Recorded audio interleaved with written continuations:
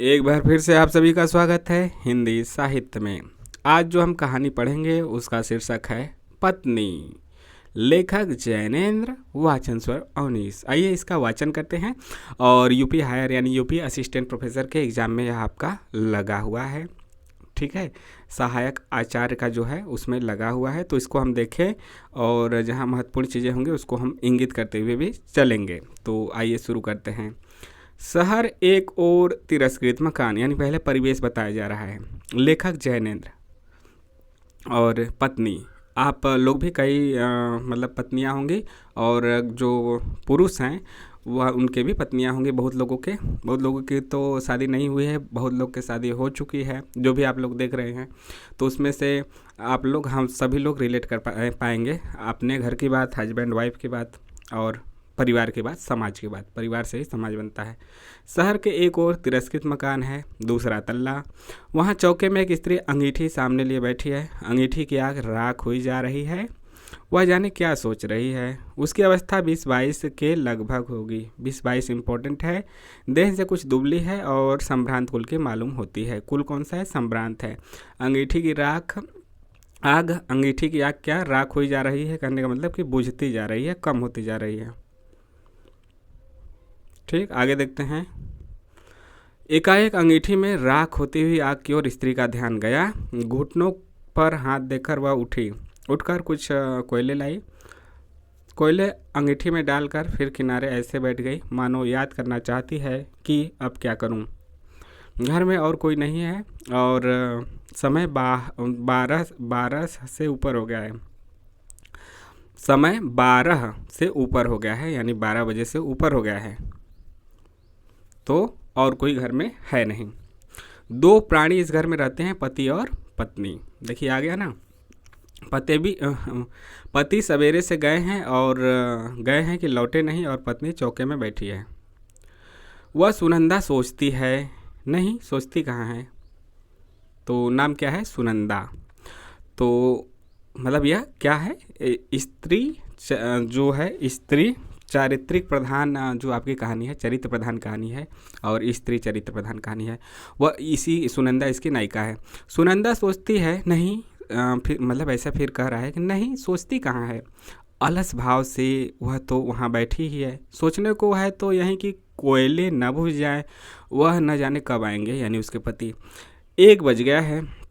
कुछ हो, आदमी को अपनी देह की फिक्र तो करनी चाहिए, और सुनंदा बैठी है, वह कुछ कर रही है। जब वह आएंगे तब रोटी बना देगी। वह जाने कहाँ कहाँ देर लगा देते हैं और कब तक बैठूं।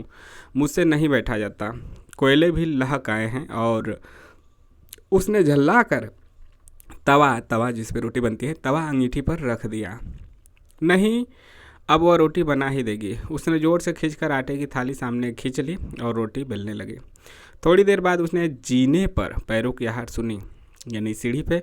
उसके मुख पर कुछ तल्लीनता आई। क्षण भर वह आभा उसके चेहरे पर रहकर चली गई, और फिर वह उसी भांति काम में लग गई। कालिंदी चरण पति आए, यानी उसके पति का नाम कालिंदी चरण, उसका नाम सुनंदा। उनके पीछे पीछे 3 और उनके मित्र भी आए। उनके पीछे पीछे 3 और उनके मित्र भी आए। ये आपस में बातें करते चले आ रहे थे और खूब गर्म थे। कालिंदी चरण अपने मित्रों के साथ सीधे अपने कमरे में चले गए। उनमें बहस छिड़ी थी। कमरे में पहुंचकर रुकी हुई बहस फिर छिड़ गई। ये चारों व्यक्ति देशोद्धार के संबंध में कटिबद्ध हैं। चर्चा उसी सिलसिले में चल रही है। भारत माता को स्वतंत्र करना होगा, और नीति अनीति, हिंसा अहिंसा को देखने का यह समय नहीं है। मीठी बातों का परिणाम बहुत देखा। मीठी बातों से बाघ के मुंह से अपना सिर नहीं निकाला जा सकता। उस वक्त बाघ को मारना ही एक इलाज है, यानी या बाघ का मरना ही या फिर बाघ को मारना ही बाघ का मारना ही एक इलाज है, ठीक है। बाघ को मारा जाए। आतंक, हाँ आतंक। हमें क्या आतंकवाद से डरना होगा? लोग हैं जो कहते हैं आतंकवादी मूर्ख हैं, वे बच्चे हैं। हाँ, वे हैं बच्चे और मूर्ख। उन्हें बुजुर्गी और बुद्धिमानी नहीं चाहिए। हमें नहीं अभिलाषा अपने जीने की, हमें नहीं मोह अपने बाल बच्चों का, हमें नहीं गर्ज धन दौलत की। तब हम मरने के लिए आज़ाद क्यों नहीं हैं?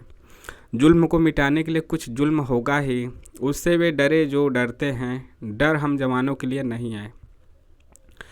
फिर वे चारों आदमी निश्चय करने में लगे कि उन्हें खुद क्या करना चाहिए। इतने में कालिंदी चरण को ध्यान आया कि न उसने खाया है न मित्रों को खाने के लिए पूछा है। उसने अपने मित्रों से माफ़ी मांगकर छुट्टी ली और सुनंदा की ओर चला। तो जब उसे याद आया उनके पति को, तो फिर वह चले। सुनंदा जहाँ थी वहाँ है, वह रोटी बना चुकी है, अंगीठी के कोयले उल्टे तवे से दबे हैं, माथे को अंगुलियों पर टिकाकर वह बैठी है। बैठी बैठी सूनी सी देख रही है, सुन रही है कि उसके पति कालिंदी चरण अपने मित्रों के साथ क्यों और क्या बातें कर रहे हैं। उसे जो उसका कारण नहीं समझ में आता। उत्साह उसके लिए अपरिचित है, वह उसके लिए कुछ दूर की वस्तु है। इस प्रेहणी और मनोरम और हरियाली, यह भारत माता की स्वतंत्रता को समझना चाहती है, पर उसको न भारत माता समझ में आती है न स्वतंत्रता समझ में आती है। देख रहे हैं स्त्री की दयनीय दशा, मार्मिक दशा को यहाँ पे दिखाया गया है। उसे इन लोगों की इस जोरों की बातचीत का मतलब ही समझ में नहीं आता। फिर भी उत्साह की उसमें बड़ी भूख है, जीवन की हौस उसमें बुझती सी जा रही है, पर वह जीना चाहती है। उसने बहुत चाहा है कि पति उससे भी कुछ देश की बात करें। उससे बुद्धि तो ज़रा कम है, उसमें बुद्धि तो ज़रा कम है। फिर धीरे धीरे क्या वह भी समझने नहीं लगेगी। सोचती है कम पढ़ी हूँ तो इसमें मेरा ऐसा कसूर क्या है। अब तो पढ़ने को मैं तैयार हूँ, लेकिन पत्नी के साथ पति का धीरज खो जाता है। खैर उसने सोचा है, मतलब 20-22 साल की ही तो है। खैर उसने सोचा है कि उसका काम तो सेवा है, बस यह मानकर जैसे कुछ समझने की चाह ही छोड़ दी है। वह अनायास भाव से पति के साथ रहती है और कभी उसकी राह के बीच में आने की नहीं सोचती। वह एक बात जानती है कि उसके पति ने अगर आराम छोड़ दिया है, घर का मकान छोड़ दिया है, जानबूझकर उखड़े उखड़े और मारे मारे जो फिरते हैं, उसमें वे कुछ भला ही सोचते होंगे। इसी बात को पकड़कर वह आपत्ति शून्य भाव से पति के साथ विपदा पर विपदा उठाती रही है। पति ने कहा भी है कि तुम मेरे साथ क्यों दुख उठाती हो, पर सुनकर वह चुप रह गई है। सोचती रह गई है कि देखो यह कैसी बातें करते हैं। वह जानती है कि जिसे सरकार कहते हैं वह सरकार उनके इस तरह के कामों से बहुत नाराज है। सरकार सरकार है, उनके मन में कोई स्पष्ट भावना नहीं है कि सरकार क्या होती है। पर यह जितने हाकिम लोग हैं वह बड़े ज़बरदस्त होते हैं और उनके पास बड़ी बड़ी ताकतें हैं। इतनी फौज, पुलिस के सिपाही और मजिस्ट्रेट और मुंशी और चपरासी और थानेदार और वायसराय, किसका किसका जिक्र आया है अभी याद रखिए। मजिस्ट्रेट, मुंशी, चपरासी, थानेदार, वायसराय, ये सब सरकार ही हैं। इन सब से कैसे लड़ा जा सकता है। हाकिम से लड़ना ठीक बात नहीं है, पर यह उसी से लड़ने में तन मन बिसार बैठे हैं। खैर लेकिन ये सब के सब इतने ज़ोर से क्यों बोलते हैं, उसको यही बहुत बुरा लगता है। सीधे साधे कपड़ों में खुफिया पुलिस का आदमी हरदम उनके घर के बाहर रहता है। ये लोग इस बात को क्यों भूल जाते हैं, इतने ज़ोर से क्यों बोलते हैं। बैठे बैठे इसी तरह की बातें सोच रही है। देखो अब 2 बजेंगे, उन्हें ना खाने की फिक्र है ना मेरी फिक्र है। मेरी तो खैर कुछ नहीं, पर अपने तन का ध्यान तो रखना चाहिए। ऐसी ही बेपरवाही से तो वह बच्चा चला गया। उसका मन कितना भी इधर उधर डोले, पर अकेली जब भी होती है तब भटक भटक कर वह मन अंत में उसी बच्चे के अभाव पर आ पहुँचता है। यानी उसने अपना बच्चा भी खोया था, तब उसे बच्चे की वहीं वहीं बातें याद आती हैं। वे बड़ी बड़ी प्यारी आँखें, छोटी छोटी अंगुलियाँ और नन्हे नन्हे होठ याद आते हैं। अटखेलियाँ याद आती हैं। सबसे ज़्यादा उसका मरना याद आता है। बच्चे को खो चुकी है, मर चुका है। ओह यह मरना क्या है, इस मरने की तरफ उससे देखा नहीं जाता। कोई भी मरने की बात सुनता है तो डर ही जाता है। कोई भी अपने घर पे मरने की, अपने खुद के मरने की, कि वह एक दिन चला जाएगा, एक दिन चल जाएगा, एक दिन। तो यहाँ पे आगे देखते हैं, यद्यपि वह जानती है कि मरना सबको है, ये तो सब लोग जानते हैं, उसको मरना है, उसके पति को मरना है, पर उस तरफ भूल से क्षण भर देखती है तो भय से भर जाती है। कोई भी भर जाएगा, यह उसे सहा नहीं जाता। बच्चे की याद उसे मत उठती है। तब वह बेहवल होकर आँख पोंछती है और हठात इधर उधर की किसी काम की बात में अपने को उलझा लेना चाहती है। हर कोई ऐसा करता है, पर अकेले में वह कुछ कर रह कर वह याद, वह मरने की बात उसके सामने हो रही है और उसका चित्त बेबस हो जाता है। कहने की बात वही है कि जिस चीज़ को हम भुलाने की कोशिश करते हैं, घूम फिर कर वही चीज़ें हमारे सामने आती हैं। वह उठी, अब उठकर बर्तनों को मांज डालेगी, चौका भी साफ करना है। ओह खाली बैठी मैं क्या सोचती रहा करती हूँ। इतने में कालिंदी चरण चौके में घुसे। यानी रसोई में। सुनंदा कठोरतापूर्वक सुनने को ही देखती रही, उसने पति की ओर नहीं देखा। कालिंदी ने कहा, सुनंदा, खाने वाले हम 4 हैं, खाना हो गया? खाने वाले कितने थे? 4 थे, क्योंकि 3 उनके मित्र थे। सुनंदा चून की थाली और चकला बेलन और बटलोई वगैरह खाली बर्तन उठाकर चल दी, कुछ भी बोली नहीं। कालिंदी ने कहा, सुनती हो, 3 आदमी मेरे साथ और हैं, खाना बन सके तो कहो, नहीं तो इतने में ही काम चला लेंगे। इतने में ही, यहाँ पे इतने है। सुनंदा कुछ भी नहीं बोली, उसके मन में बेहद गुस्सा उठने लगा। यह उससे क्षमा प्रार्थी से क्यों बात कर रहे हैं? हंसकर क्यों नहीं कह देते कि कुछ और खाना बना दो? जैसे मैं गैर हूँ, अच्छी बात है, तो मैं भी गुलाम नहीं हूँ कि इनके ही काम में लगी रहूँ। मैं कुछ नहीं जानती, खाना बना। और चुप चुप रही। कालिंदी चरण ने जोर जोर से कहा, सॉरी, कालिंदी चरण ने जरा जोर से कहा, सुनंदा। सुनंदा के जी में ऐसा हुआ कि हाथ की बटलोई को खूब जोर से फेंक दे। किसी का गुस्सा सहने के लिए वह नहीं है। उसे तनिक भी सुनना रही कि अभी बैठे बैठे इन्हीं अपने पति के बारे में कैसी प्रीति की और भलाई की बातें सोच रही थी। इस वक्त भीतर ही भीतर गुस्से से घुट कर रह गई। क्यों बोल भी नहीं सकती? सुनंदा नहीं ही बोली।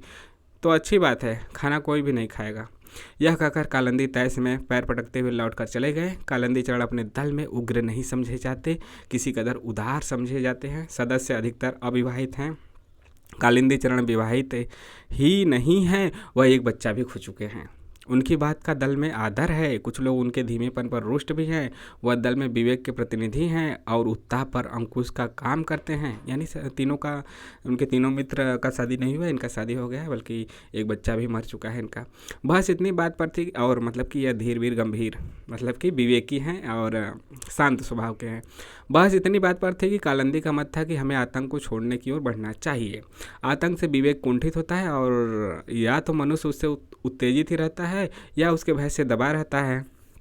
दोनों ही स्थितियाँ श्रेष्ठ नहीं हैं। हमारा लक्ष्य बुद्धि को चारों ओर से जगाना है, उसे आतंकित करना नहीं है। सरकार व्यक्ति और राष्ट्र के विकास के ऊपर बैठकर उसे दबाना चाहती है। हम इसी विकास के अवरोध को हटाना चाहते हैं, इसी को मुक्त करना चाहते हैं। आतंक से काम नहीं होगा। जो शक्ति के मद में उन्मत्त है, असली काम तो उनका मद उतारने, यानी जो अहंकार है, घमंड है, उनमें उनका मद उतारने और कर्तव्य भावना का प्रकाश जगाने का है। हम स्वीकार करें कि मद उसका टक्कर खाकर चोट पाकर ही उतरेगा। यह चोट देने के लिए हमें अवश्य तैयार रहना चाहिए, पर यह नोचा नोची उपयुक्त नहीं है। इससे सत्ता का कुछ बिगड़ता तो नहीं, उल्टे उसे अपने औचित्य पर संतोष हो आता है। पर जब सुनंदा के पास से लौट कर आया तब देखा गया कि कालिंदी अपने पक्ष पर दृढ़ नहीं है। वह सहमत हो सकता है कि हाँ, आतंक जरूरी भी है। हाँ, उसने कहा, यह ठीक है कि हम लोग कुछ काम शुरू कर दें। इसके साथ ही कहा, आप लोगों को भूख नहीं लगी है क्या? उनकी तबीयत खराब है, इससे यहाँ तो खाना बना नहीं। बताओ क्या किया जाए? कहीं होटल चलें? मतलब जाके यही बोले, जब सुनंदा कुछ नहीं बोली तब आप तो यही बोले कि मतलब उनकी तबीयत खराब है, आप लोगों को भूख नहीं लगी है, बताओ क्या किया जाए? तब कहीं होटल चलें। एक ने कहा कुछ बाज़ार से ही यहीं मंगा लेना चाहिए। दूसरे की राय हुई कि होटल ही चलना चाहिए। यानी पहले ने बोला कि कुछ यहीं मंगा लो घर पे ही, दूसरा कहा कि होटल चला जाए। और इसी तरह की बातों में लगे थे कि सुनंदा ने एक बड़ी थाली में खाना परोसकर उनके बीच ला रख कर वह चुपचाप चली गई। फिर आकर पास ही 4 गिलास पानी के रख दिया और फिर उसी भांति चुपचाप चली गई। यानी कि बीच में ही सुनंदा बड़ी थाली में खाना लेके आ गई, बीच में रख दी और गिलास भी लेके आ गई। कालिंदी को जैसे किसी ने काट लिया, क्योंकि कालिंदी तो अभी झूठ ही बोले थे। कालिंदी चरण की पत्नी बीमार है, खाना नहीं बना। तीनों मित्र चुप हो रहे। उन्हें अनुभव हो रहा था कि पति पत्नी के बीच स्थिति में कहीं कुछ तनाव पड़ा हुआ है। ऐसे हो ही जाएगा कि एक अलग बोल रहा है कि नहीं बना सकती, बीमार है, दूसरी खाना ला के रख दी, तो लगेगा ही ना कि दोनों में बन नहीं रहा है। अंत में एक ने कहा, कालिंदी ने झेप कर कहा, मेरा मतलब काफ़ी नहीं है। कालिंदी ने झेप कर कहा, मेरा मतलब काफ़ी नहीं है, मतलब कि काफ़ी बीमार नहीं है, मतलब हल्का फुल्का है। दूसरे ने कहा, बहुत काफ़ी है, सब चल जाएगा।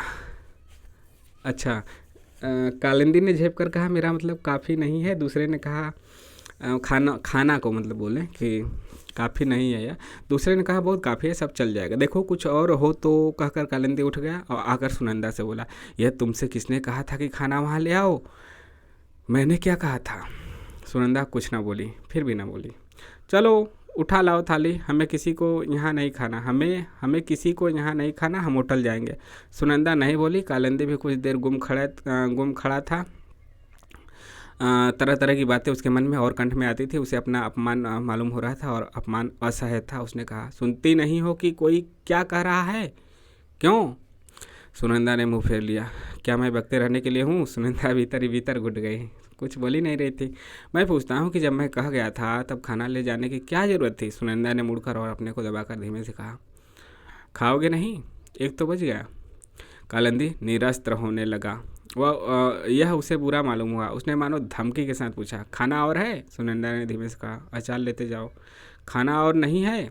अच्छा लाओ अचार। सुनंदा ने अचार ला दिया और लेकर कालिंदी भी चला गया। सुनंदा ने अपने लिए कुछ भी बचा कर नहीं रखा था। उसे यह सूझा ही न था कि उसे भी खाना है। अब कालिंदी के लौटने पर उसे जैसे ही मालूम हुआ कि उसने अपने लिए कुछ भी बचा कर नहीं रखा है, वह अपने से रुष्ट हुई। कालिंदी के लौटने पर उसे जैसे ही मालूम हुआ कि उसने अपने लिए कुछ भी बचा कर नहीं रखा है, वह अपने से रुष्ट हुई। उसका मन कठोर हुआ, इसलिए नहीं कि क्यों उसने खाना नहीं बचाया, इस पर तो उसमें स्वाभिमान का भाव जागता था। मन कठोर यूँ हुआ कि वह इस तरह की बात सोचती ही क्यों है। छी, यह भी सोचने की बात है। और उसमें कड़वाहट भी फैली। हठात यह उसके मन को लगता ही है कि देखो, उन्होंने एक बार भी नहीं पूछा कि तुम क्या खाओगे। क्या मैं यह सह सकती थी कि मैं तो खाऊं और उनके मित्र भूखे रहें? पर पूछ लेते तो क्या था। इस बात पर उसका मन टूटता सा है, मानो उसका जो तनिक सा मान था वह भी कुचल गया हो। पर वह रह रहकर अपने को स्वयं अपमानित कर लेती हुई कहती है, छी छी, कह लेती है कि छी छी सुनंदा, तुझे ऐसी जरा सी बात का अब तक ख्याल होता है? तुझे तो खुश होना चाहिए कि उसके लिए एक रोज़ भूखे रहने का तुझे पुण्य मिला। मैं वो क्यों उन्हें नाराज़ करती हूँ? अब से नाराज़ न करूँगी। पर वह अपने तन की सुध तो नहीं रखते हैं। यह ठीक नहीं है, मैं क्या करूँ? और वह अपने बर्तन मांजने में लग गई। उसे सुन पड़ा कि वे लोग ज़ोर ज़ोर से बहस करने में लग गए हैं। बीच बीच में हंसी के कहे भी उसे सुनाई दिए। ओ सहसा उसे ख्याल हुआ, बर्तन तो पीछे भी मल सकती हूँ, लेकिन उन्हें कुछ ज़रूरत हुई तो। यह सोच झटपट हाथ धो वह कमरे के दरवाजे के बाहर दीवार से लगकर खड़ी हो गई। एक मित्र ने कहा, अचार और है? अचार और मंगाओ यार। कालिंदी ने अभ्यासवश जोर से पुकारा, अचार लाना भाई, अचार। मानो सुनंदा कहीं बहुत दूर हो, पर वह तो बाहर लगी खड़ी ही थी। उसने चुपचाप अचार लाकर रख दिया। जाने लगी तो कालिंदी ने तनिक स्निग्ध वाणी से कहा, थोड़ा पानी भी लाना। और सुनंदा ने पानी ला दिया। देखकर लौटी और फिर बाहर द्वार से लगकर ओट में खड़ी हो गई, जिससे कालिंदी कुछ मांगे तो जल्दी से ला दे। तो क्या यही पत्नी का कर्तव्य है? यही लेखक करना चाहता है। एक दुखदायी चारित्रिक स्त्री पात्र सुनंदा के माध्यम से उसके जीवन की पटकथा, उसके मनोभावों को, आप जानते हैं कि मनोविश्लेषणवादी कहानीकार हैं, तो जैनेंद्र ने उसके मनोभावों को खींचा है। समाज की परिस्थिति के साथ ही सुनंदा के मन में उठने वाले मनोभावों को, उसके जीवन को यहाँ पे चित्रित किया है। तो यह कहानी आपको कैसे लगी ज़रूर कमेंट माध्यम से बताइए। चैनल को सब्सक्राइब जरूर कीजिए यदि आप पहली बार देख रहे हैं।